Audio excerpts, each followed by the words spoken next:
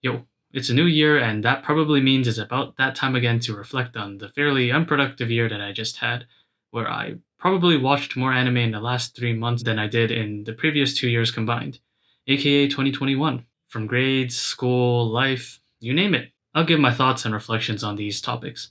So if you end up enjoying the video, then why not just like the video? After all, that helps me get more views to buy groceries. Or something like that. Anyway, let's get on with school. So throughout this last year, even though I thought that science was cool and all, I figured that I wasn't really going to pursue a career in this field. That's because even though I do find it interesting, I just don't see myself doing research or being a doctor. More on that in the previous video that I did, which would be probably somewhere up here. But long story short, I pretty much lost a lot of motivation to study throughout this last semester, and I'm pretty sure you'll see that in my grades, which I will also be sharing in like probably a minute from now. Because I thought that if I wasn't going to use these grades for medical school applications, then I don't really need to do well, or I don't really need to do that well. If I'm not going to apply to postgraduate, then these 90s aren't really the goal.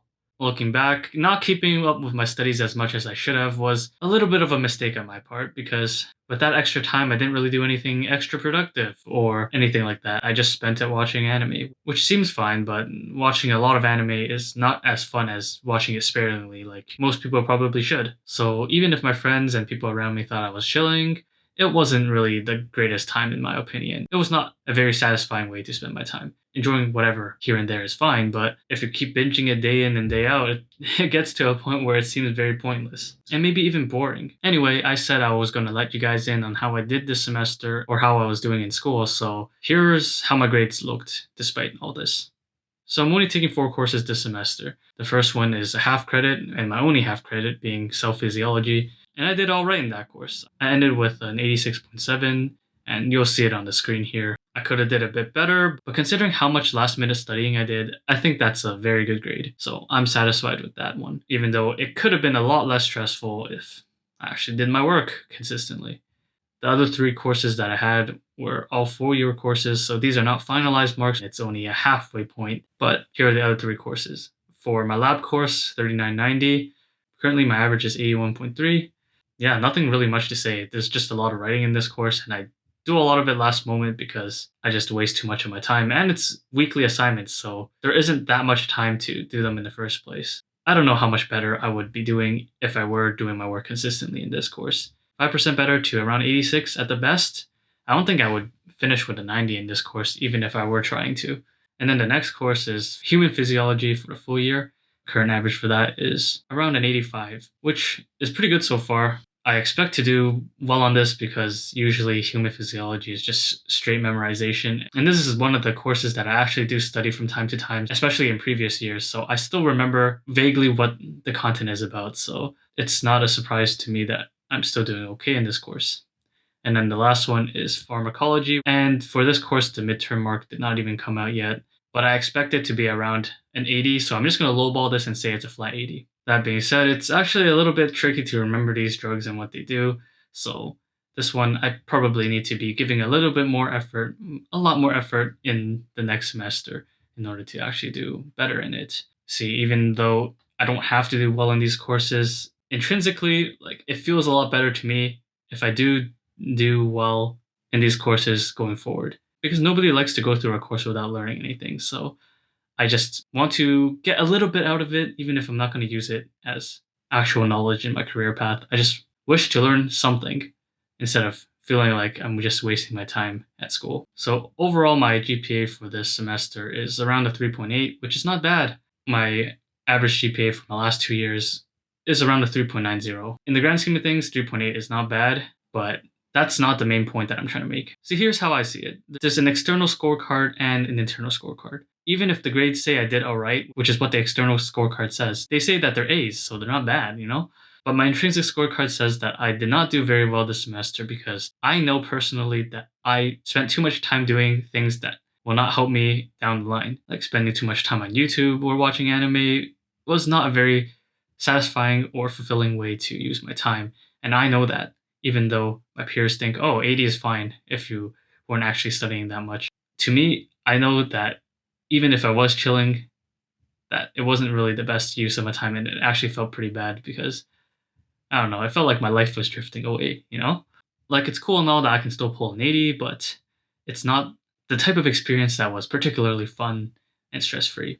So, a lot of last-minute studying there, and it's just not the type of life that I want to live going forward. Going forward, if I want to do better, which I do, I should prioritize using my time and resources better. Speaking of resources, this video was sponsored by Pearson. Pearson's online store opens this week and it offers affordable and convenient e-textbooks to students, starting from $29.99 Canadian. Being an e-text is not only convenient, but is also environmentally friendly and interactive, being a digital textbook that has embedded videos and has everything you would want from an e-text, like highlighting, changing the font size so you can actually see, and also the search function so you can actually find what you're looking for instead of flipping through a physical textbook like you would normally do. And it also has night mode so you don't burn your eyes at night. The thing that I like about getting textbooks online is that it saves time and money because you don't have to go out and go to a physical store to wait in line and stuff. You can just search the author's name or the textbook's name or the IBSN number on Pearson's online store and you can find whatever you want, as well as the fact that you're buying straight from the publisher, so there's no middleman to squeeze an extra profit or anything like that. And the great thing about Pearson's online store is that there's free shipping and secure checkout. So anyway, if you were looking for an affordable option to buy textbooks for your upcoming semester, then check out Pearson, link in the description below. Thanks Pearson again for sponsoring this video. Your contributions will help me buy groceries. Okay, anyway, moving back to the video, the concept of the internal scorecard, in my opinion, covers a lot of aspects in life. Like, it's easy to be swayed by what other people think, but it's also very important to consider what you think is right.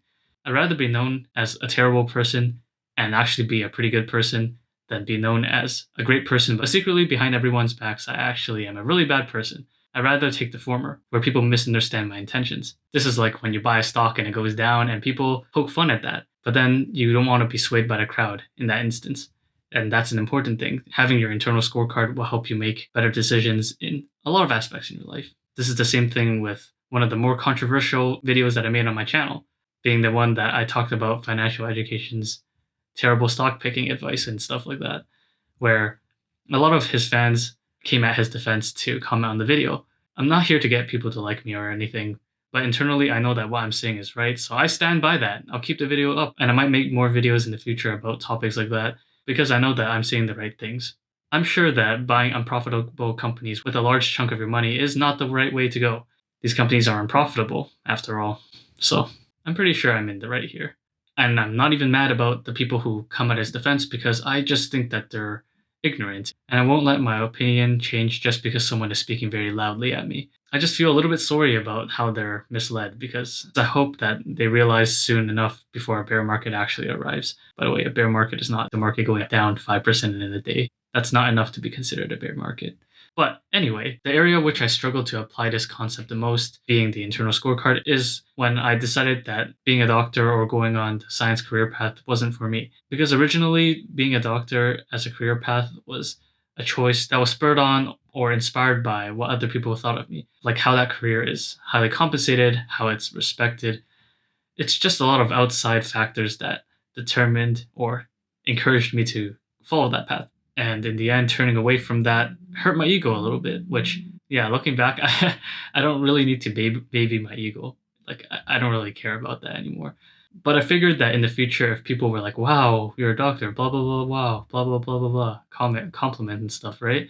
That if I were pretty miserable in my job, that wouldn't even matter. So after all this unproductiveness in 2021, I feel like at least I have increased or improved my score on my internal scorecard just a little bit because of that decision to just stop pursuing the doctor career path, because it's just not for everyone. Now the last thing that I gotta do is just stop watching so much anime during the school year, and that maybe my score would be even better, and just do something better with my free time, like doing more exercise or something like that, because honestly, it just helps clear my mind, just puts me in a better place. Anyway, that's about it for this video. If you found it enjoyable in any sort of way, then like the video. And subscribe with post notifications on so you can see more videos from me. And if you want to get started on investing in 2022, then I have links in the description down below for Questrade, Wealthsimple Trade, and Interactive Brokers for international stocks. But make sure for Wealthsimple Trade that you don't trade American stocks, because the currency conversion rate is terrible on that platform. So yeah, that's about it. Hope 2022 is a bit better for everyone. And yeah.